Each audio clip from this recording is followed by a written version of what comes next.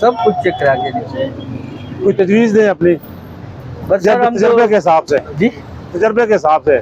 तजर्बे के हिसाब से सर जो आपने बताए इस पे हर ड्राइवर को अमल करना चाहिए अपनी गाड़ी के मेंटेनेंस के हवाले से।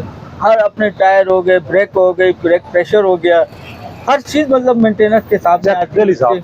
और अपनी प्रॉपर नींद पूरी करनी चाहिए पहले नंबर पे। अब एक और बात ध्यान में आ गई है, होता ये है ड्राइवर साहब आए, दी चाबी भैया लो चाबी, वो गए अपने केबिन में, रूम में, नहाया धोया, सो गया आराम से, चाय वगैरह पी।